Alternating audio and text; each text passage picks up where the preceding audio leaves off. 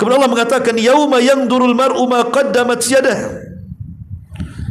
Ingat, pada hari manusia melihat apa yang telah diperbuat oleh kedua tangannya. Wa yaqulul kafiru ya laitani kuntu turaba. Dan orang-orang kafir mereka berkata, alangkah baiknya sekiranya dahulu aku menjadi tanah. Ada dua penafsiran para ulama. Pertama, kenapa orang kafir bisa mengatakan ya laitani kuntu turaba? Duhai kiranya aku dahulu di dunia menjadi tanah dan tidak pernah ada. Karena melihat kengerian pada hari kiamat, kedahsyatan hari kiamat, siksa yang menakutkan hari kiamat, neraka yang berkobar-kobar yang membuat bulu kuduk, kemudian mengalami kekhawatiran dan ketakutan luar biasa. Makanya mereka mengatakan, duh kiranya aku menjadi tanah sejak di dunia dan tidak pernah diciptakan. Saking takutnya melihat azab. Ada yang mengatakan penafsiran yang kedua, saat mereka dikumpulkan dan menyaksikan bagaimana binatang dihisab, kemudian Allah Subhanahu wa taala memindahkan binatang-binatang yang bertanduk, yang suka menanduk kepada binatang yang ditanduk. Kemudian Allah mengatakan, tanduk dia sebanyak dia bertanduk, tanduk dia sebagaimana dia menanduk kamu di dunia. Maka binatang ini akan membalasnya sebagaimana dia memperlakukannya di dunia. Itulah hisab bagi binatang. Setelah selesai hisabnya, maka Allah Subhanahu wa taala katakan, kuni turaba, hei binatang-binatang, jadilah kalian tanah. Jadi binatang itu hanya ada hisab tapi tidak ada azab. Tidak ada neraka bagi binatang. Binatang itu hanya dihisab untuk menunjukkan keadilan Allah saja. Karena sebab selesai dihisab, maka Allah katakan, jadilah kalian tanah. Akhirnya mereka pun jadi tanah. Lah orang-orang kafir yang menyaksikan ketika itu mengatakan, ya laitani kuntu turaba. Duhai kiranya aku jadi tanah seperti mereka binatang-binatang itu.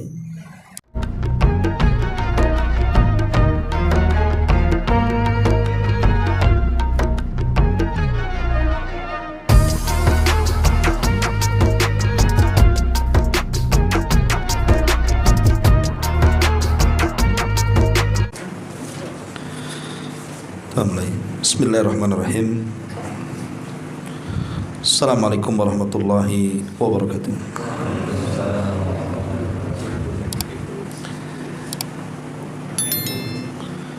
Alhamdulillah wassalatu wassalamu ala Rasulillah wa ala alihi wa sahbihi wa mawalah wa la hawla wa la quwwata illa billahi wa ba'du.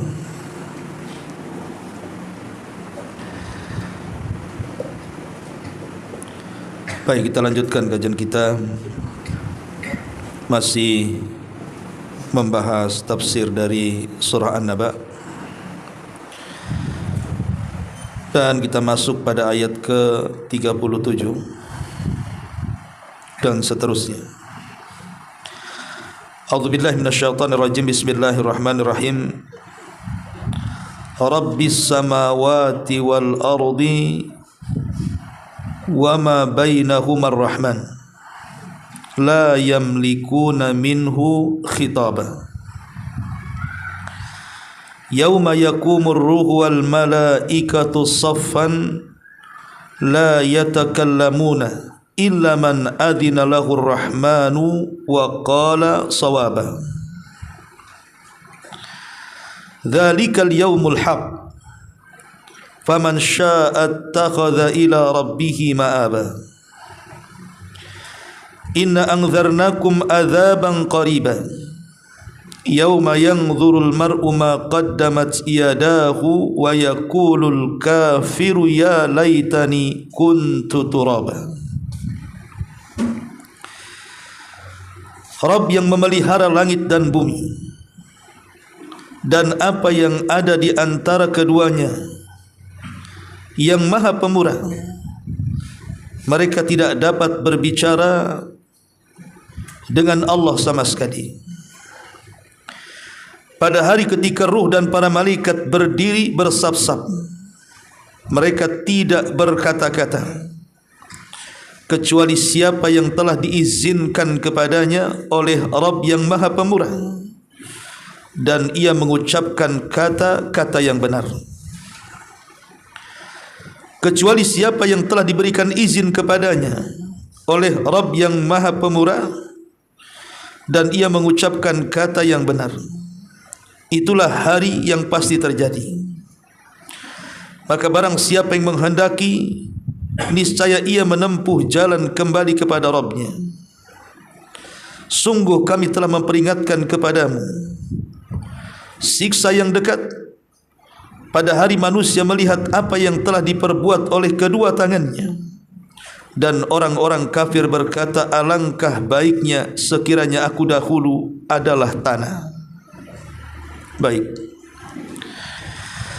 ma'asyiral muslimin yang dimuliakan Allah Subhanahu wa taala, surah An-Naba 37 dan seterusnya sampai akhir masih menceritakan kepada kita tentang hal ihwal, kondisi hari kiamat. Di sini Allah Subhanahu wa taala mengatakan, Rabbis samawati wal ardi wa ma bainahuma ar-rahman la yamlikuna minhu khitaba. Rabb yang memelihara langit dan bumi dan apa yang ada di antara keduanya, Ar-Rahman yang Maha Pemurah.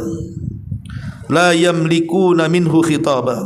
Mereka pada hari itu tidak dapat bicara dengan dia. Apa maksudnya pada hari itu mereka tidak dapat bicara dengan Allah Subhanahu wa taala? Al-Imam Al-Kisai rahimahullahu taala, maksudnya adalah la yamlikuna minhu khitaba ay bisyafa'ati illa bi'idzni. Maksudnya mereka tidak dapat bicara dengan Allah dalam perkara syafaat kecuali orang-orang yang diberikan izin oleh Allah Subhanahu wa taala. Artinya pada hari kiamat, orang-orang yang mereka berada di padang mahsyar, kemudian mereka ingin selamat dari apa yang ada di padang mahsyar itu, mereka minta syafaat. Minta syafaat kepada Allah Subhanahu wa taala.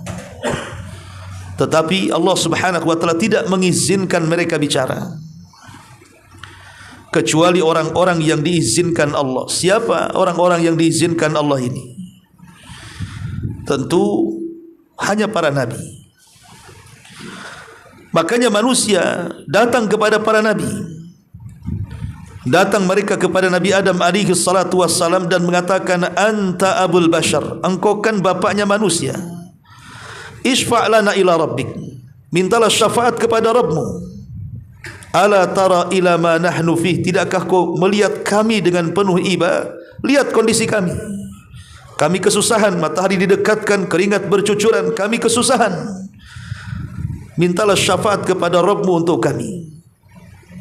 Tapi Nabi Adam alaihi salatu wassalam tidak sanggup bicara dengan Allah. Ketakutan. Alasannya apa? Karena dia pernah melakukan dosa. Apa dosanya? Memakan buah larangan. Makanya dia tidak berani bicara. Kemudian manusia mendatangi nabi-nabi yang lainnya.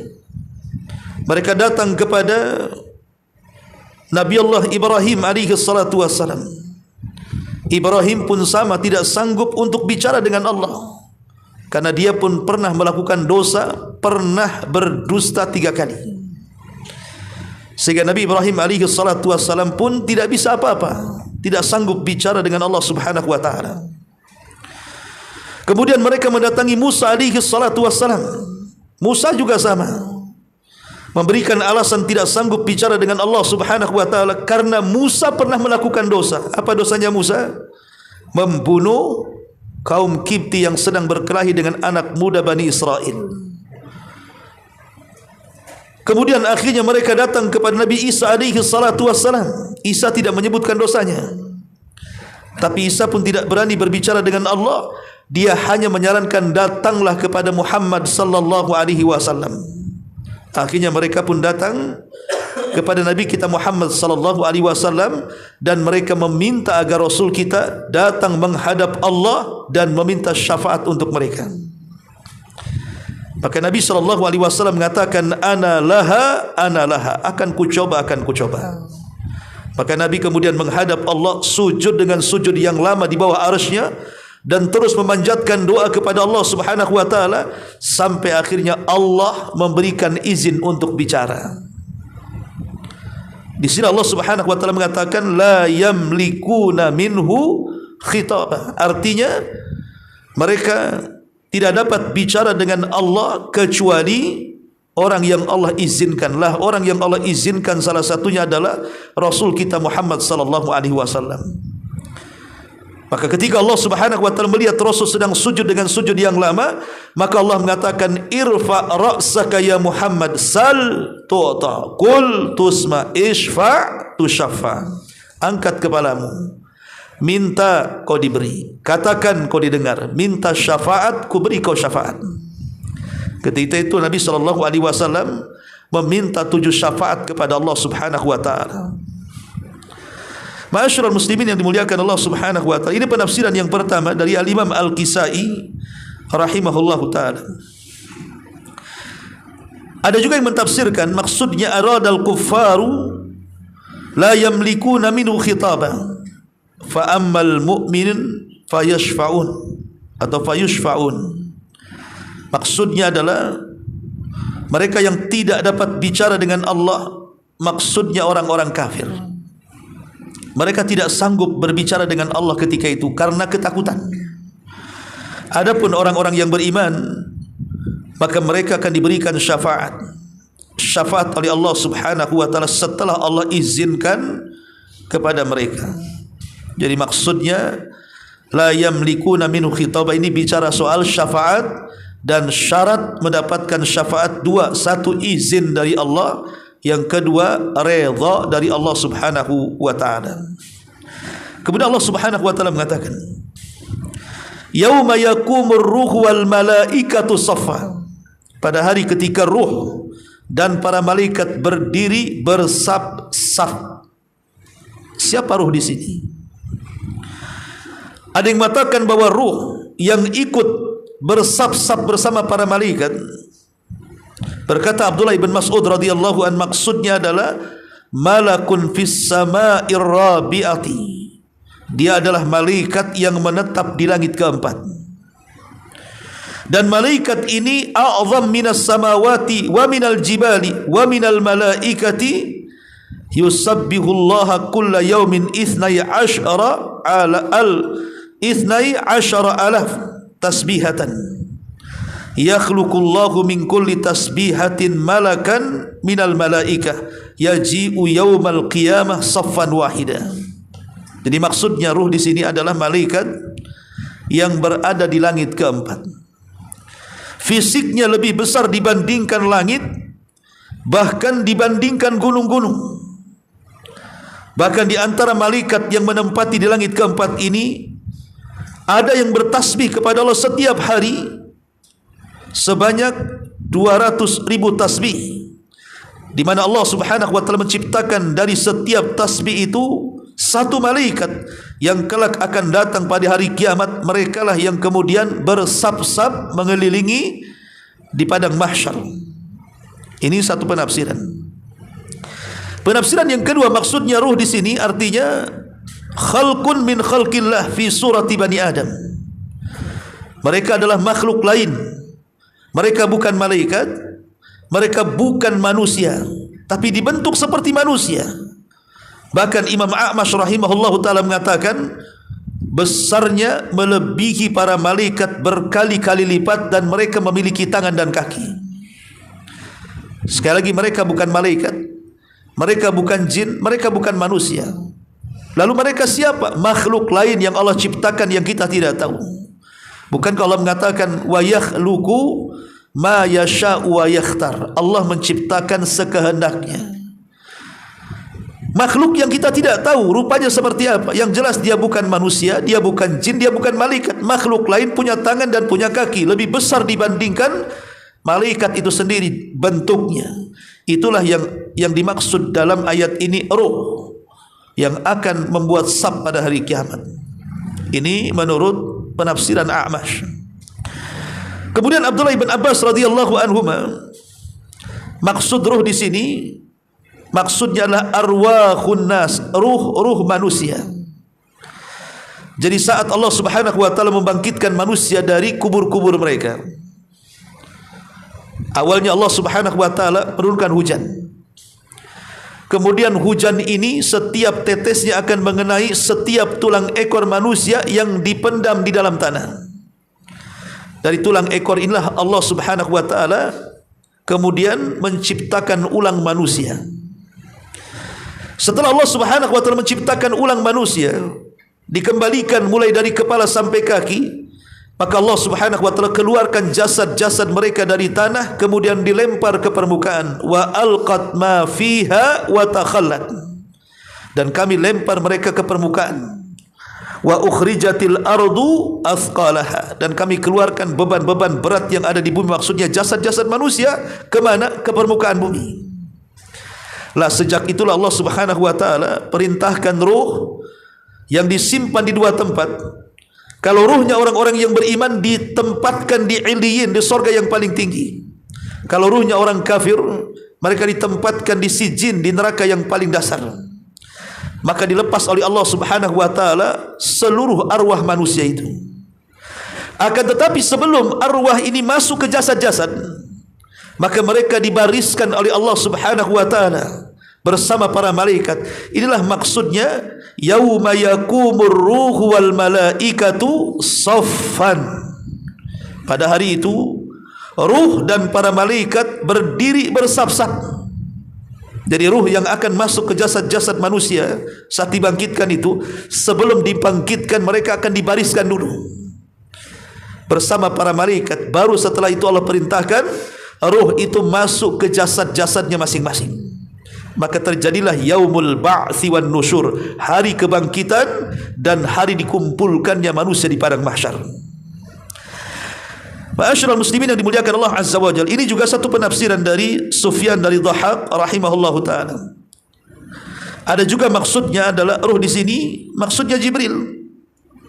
Karena Jibril ada sayyidul malaika. Ini yang banyak ditafsirkan para ulama, bahwa ruh di sini artinya Jibril.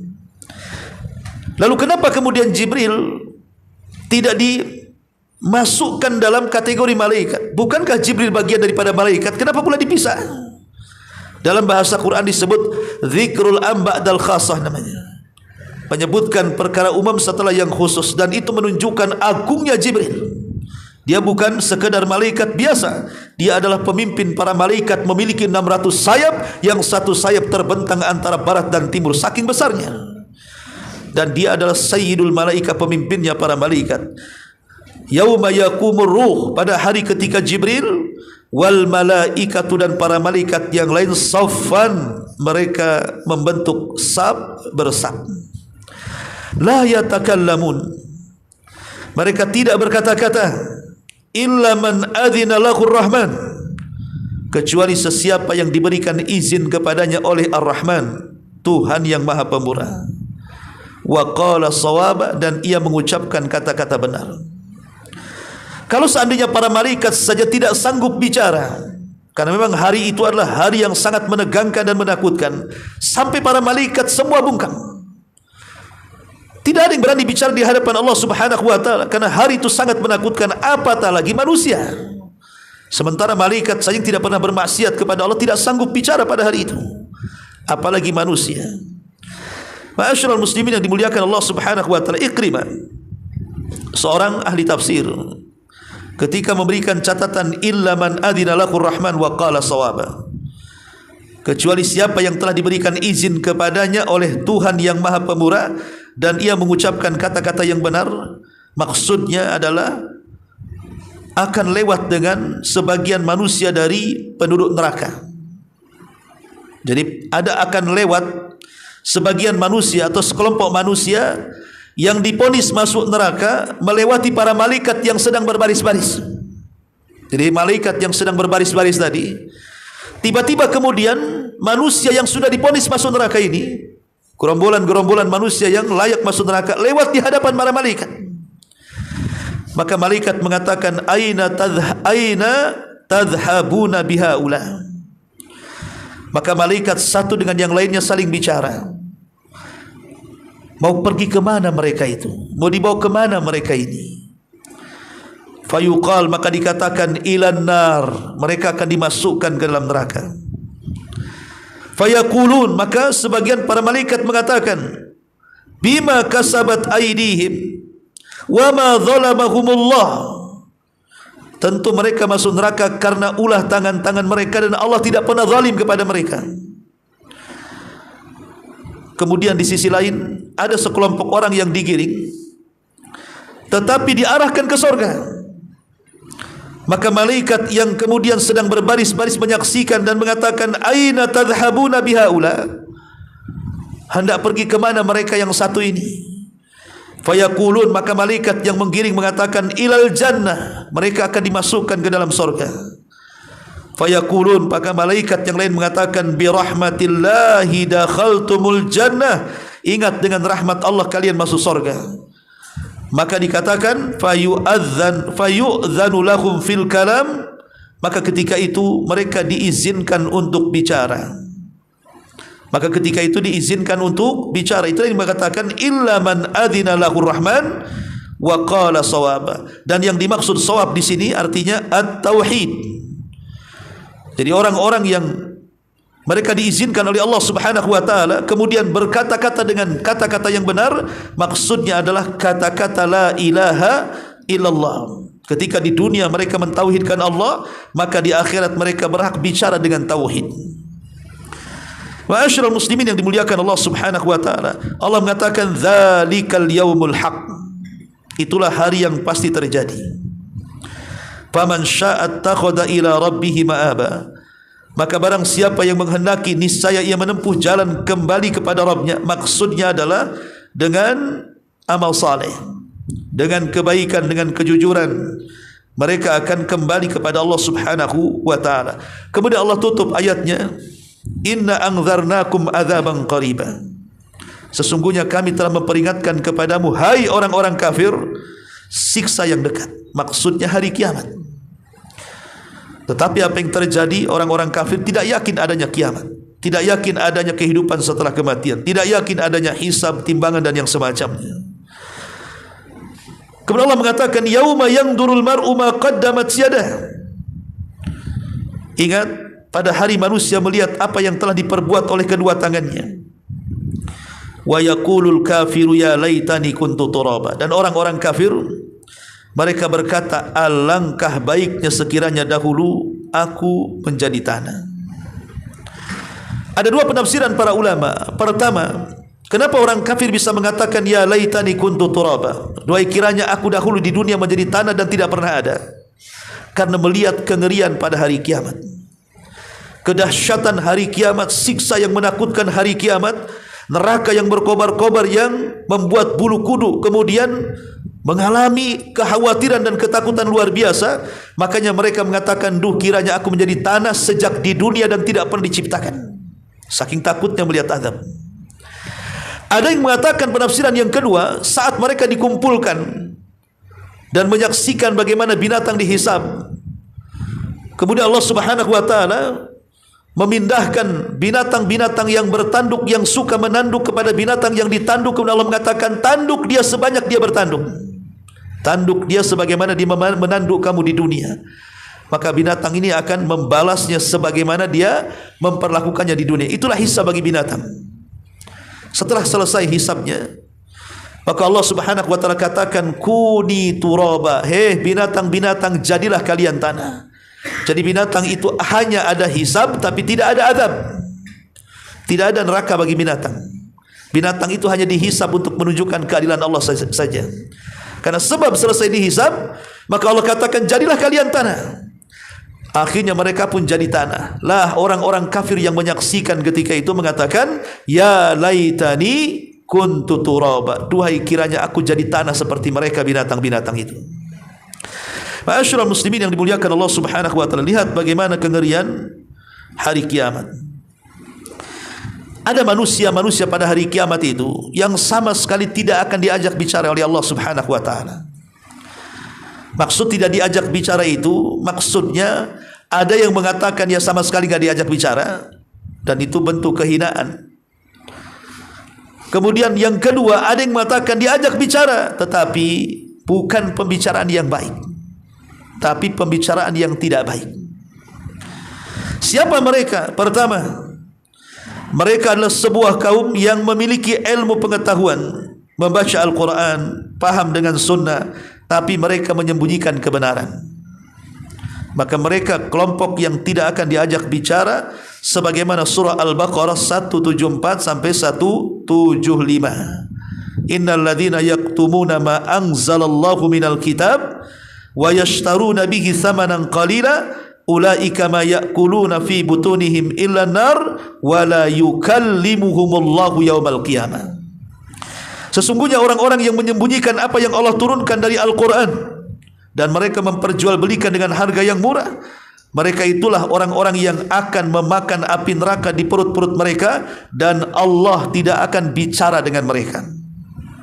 Jadi orang-orang yang menyembunyikan kebenaran padahal tahu kebenaran, maka mereka tidak akan diajak bicara. Ini satu. Yang kedua, seorang laki-laki yang berinfak, bersedekah kepada fuqara, kepada masakin, tetapi kemudian menyebut-nyebut infaknya. Dia menceritakan infaknya sendiri, terkadang menyakitkan pula, dengan mengatakan, kalau dulu tidak ku bantu, kamu sudah jadi gembel, umpamanya. Ini kan menyebut-nyebutkan bantuan, tidak ikhlas, menyebut-nyebutkan pemberian. Nabi SAW mengatakan, salasatun la yukallimuhumullahu yaumal qiyamah wa la yanzuru ilaihim wa la yuzakkihim wa lahum adzabun alim. Ada 3 kelompok tidak akan diajak bicara oleh Allah, bahkan tidak akan dibersihkan, bahkan Allah tidak akan melihatnya, dan bagi mereka azab yang pedih. Salah satunya Nabi SAW mengatakan, al-mannan bima a'ta, menyebut-nyebut pemberian yang sudah diberikan kepada orang. Kemudian yang ketiga, al-musbil izarah, orang yang isbal bagi laki-laki, yang melembrehkan kainnya di bawah mata kaki. Tentu bagi laki-laki, kalau perempuan disyariatkan harus menutup mata kaki, bahkan kalau perlu ditambah 1 jengkal. Tapi laki-laki tidak boleh, harus diangkat sehingga mata kakinya harus tampak. Karena Nabi SAW mengatakan, salah satu orang yang tidak akan diajak bicara oleh Allah Subhanahu wa taala adalah musbil al-izar, orang-orang yang melembrehkan kainnya dan menutup mata kakinya. Ini yang ketiga. Yang keempat, al-munafiq sil'atahu bihalifil kadhib, orang-orang yang ketika dia melariskan dagangannya, dia rela bersumpah untuk kedustaan. Para pedagang, para peniaga bersumpah-sumpah, demi Allah ini barang bagus padahal tidak bagus, demi Allah ini barang asli padahal imitasi, demi Allah ini barang ilegal padahal hasil curi, dan begitu seterusnya. Dia berdusta untuk mengelabui manusia supaya dagangannya laris. Kata Nabi SAW, ada 3 kelompok yang tidak akan diajak bicara. Salah satunya, rajulun baya'a rajulan sil'atan ba'dal munafiq, al-munafiq sil'atahu bil halifil kadhib, orang yang bersumpah memperjualbelikan dagangannya dengan sumpah palsu supaya laris di hadapan manusia. Kemudian yang kelima, seorang yang dipanjangkan usianya sehingga menua dan usianya melebihi manusia, mungkin 70 tahun, 80, 90 tahun, pokoknya Allah panjangkan umurnya, tetapi fitrahnya tidak pernah lurus, syahwatnya tidak pernah redam, bahkan masih berani melakukan zina di masa tua. Kata Nabi SAW, di antara 3 orang yang tidak akan diajak bicara oleh Allah Subhanahu wa taala dan tidak akan dilihat pada hari kiamat, tidak akan dibersihkan, bahkan bagi mereka azab yang pedih, kata Rasul, saikhun zanin, orang yang sudah tua renta tapi masih berzina. Orang yang sudah tua renta tapi masih berzina. Kenapa orang yang sudah tua berzina demikian dahsyat siksaannya, tidak akan diajak bicara Allah, tidak akan dilihat Allah, tidak akan dibersihkan Allah, Allah sediakan bagi mereka azab yang pedih. Kenapa? Bukankah anak-anak muda banyak berzina juga? Beda dosa anak muda berzina dengan kakek berzina. Anak muda berzina dosa besar, tapi ada pemicunya, syahwat yang kuat. Tetapi kalau sudah kakek-kakek berzina itu tidak ada pemicunya, karena namanya kakek-kakek syahwatnya sudah lemah. Dan dia juga rata-rata sudah punya istri dan punya anak, pernah menikah, pernah merasakan melakukan hubungan. Kenapa dia berzina kalau bukan karena akhlaknya buruk? Makanya orang-orang yang seperti ini tidak akan diajak bicara oleh Allah Subhanahu wa taala pada hari kiamat. Kemudian yang keenam, seorang laki-laki yang diberikan oleh Allah kekuasaan, tetapi dia berdusta kepada rakyatnya. Lihat hari ini para penguasa negeri kita lah contohnya, di DPR atau mungkin menterinya dan begitu seterusnya, diberikan amanah oleh Allah Azza wa Jalla, hukum di tangannya, uang di tangannya, tetapi kemudian mereka menjadikan hukum justru tumpul ke atas dan tajam ke bawah. Uang yang ada di tangannya untuk mensejahterakan rakyat justru malah dikorupsinya. Lah orang-orang yang seperti ini dikatakan salasatun la yanzurullahu ilaihim yaumal qiyamah wa la yukallimuhum wa la yuzakkihim wa lahum adzabun alim. Masuk pada tiga kelompok yang tidak akan dilihat, tidak akan diajak bicara, tidak akan disucikan, bahkan bagi mereka azab yang pedih. Salah satunya malikun kadzab, para pemimpin dusta, para pemimpin yang berdusta dan berkhianat. Sudah menjadi pemimpin, kenapa mereka berdusta? Bukankah sebelum mereka jadi pemimpin mereka berjanji kepada kita, kalau saya menjadi pemimpin, kalau saya terpilih? Mereka sudah janji itu. Sebelum naik kan mereka janji kan sama antum kan, saya akan begini, membenahi begitu, rakyat harus maju, rakyat harus sejahtera, hukum harus tegak, keadilan harus di mana-mana, begitu seterusnya. Macam-macam cerita. Setelah jadi, para pendusta mereka itu, malikun kadzab, para pendusta, mereka tidak akan diajak bicara oleh Allah Subhanahu wa taala. Kemudian yang nomor 7, orang fakir tapi sombong. Orang kaya sombong wajar. Kenapa? Ada pemicunya. Saya kaya wajar sombong. Orang miskin sombong enggak ada pemicunya. Dan miskin sombong kurang ajar namanya. Ya. Makanya kenapa orang-orang miskin sombong juga tidak akan diajak bicara, karena tidak ada pemicu dia sombong. Harusnya orang miskin itu tawadu. Kemudian juga yang ke-8, seorang wanita al-mutarajjilah, seorang wanita yang berdandan ala laki-laki atau sebaliknya. Jadi perempuan menjadi tomboy, tapi laki-laki menjadi banci kaleng. Kemudian juga berbalik fitrahnya. Nah, ini orang-orang yang kemudian membalik fitrah. Laki-laki ingin jadi perempuan, perempuan ingin jadi laki-laki, maka mereka adalah orang-orang yang tidak akan diajak bicara oleh Allah Subhanahu wa taala. Kemudian yang ke-9, rajulun ala fadli ma'in famana'ahu ibnu sabil, orang yang diberikan kelebihan air. Ketika ada orang yang memintanya, dia tahan, tak boleh. Padahal ada 3 perkara yang berserikat tidak boleh dikuasai. Pertama rumput, yang kedua api, dan yang ketiga air. Itu serikat bersama, tidak boleh dikuasai satu dengan yang lainnya. Kecuali kalau memang air itu dia usahakan dengan mesin, ya bolehlah kita minta upah daripada mesinnya. Tapi kalau air ini ada di ladang, mengalir begitu saja dari air hujan, betul melewati ladang kita. Kalau ladang kita sudah terairi, tiba-tiba tetangga minta, ya silakan saja ambil. Kalau mencegahnya, maka orang-orang seperti ini tidak akan diajak bicara oleh Allah Subhanahu wa taala. Yang ke-10, mereka adalah orang-orang yang al-wafa lil imami bil qiyam bima aujaballahu alaihi wa illam tu'ta malikun min huquqi. Orang-orang yang mereka melakukan pemberontakan dengan alasan apapun. Umpamanya alasannya, ya karena pemerintah kurang ajar Ustaz, mereka mengambil hak kita, sementara kita susah mengambil hak kita kepada mereka. Akhirnya kami memberontak. Maka orang-orang yang melakukan pemberontakan kepada pemerintah, Allah tidak akan ajak bicara. Ma'asyiral muslimin yang dimuliakan Allah Azza wa Jalla, makanya demonstrasi selama tidak ada niat memberontak, selama tidak ada niat memberontak, hanya istilahnya apa ya, menyampaikan aspirasi, mengkritik pemerintah karena sudah jengah, sudah jenuh kezaliman pemerintah. Ya, menurut undang-undang negeri kita boleh, tapi sekali lagi dalam Islam tetap tidak boleh. Karena yang namanya demonstrasi sedamai apapun pasti ada kerusuhannya. Minimalnya jalan macet, nyampah di mana-mana, dan begitu seterusnya. Kemudian juga di antara orang-orang yang tidak akan dilihat Allah, tidak akan diajak bicara oleh Allah Azza wa Jalla adalah dayuth, kepala rumah tangga yang tidak ada kecemburuan kepada keluarganya. Ya, anaknya tidak menggunakan hijab, tidak ada masalah. Istrinya ke sana kemari digonceng ojek, enggak ada masalah. Jadi intinya bahwa tidak ada keluarganya melakukan maksiat, dosa dan begitu seterusnya, dibiarkan saja. Jadi tidak ada kecemburuan untuk menasihati keluarganya, itu disebut dayuth namanya. Termasuk anak yang durhaka kepada orang tua.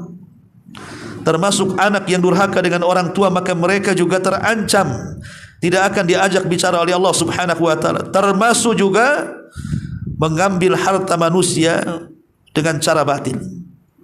Seperti contoh penjarahan kemarin kan. Penjarahan kemarin ini tidak dibolehkan. Agama manapun menjarah itu tidak dibolehkan. Tapi kan Ustaz, itu harta hasil korupsi. Anggap saya aja ghanimah katanya. Ghanimah pula. Anggap ghanimah katanya. Anda sedang mencuri. Sebab kalau seandainya alasannya itu harta korupsi kemudian Anda halalkan, apa bedanya dia dengan Anda? Bedanya dia korupsi, Anda menjarah. Coba kalau Anda jadi dia, mungkin Anda jadi pejabat terkorup sedunia. Kenapa? Mental penjarahnya sudah ada tuh. Kalau dibalik kan itu. Nggak boleh, ikhwan. Kan itu pencurian. Jangan lagi mencuri sekelas Iron Man.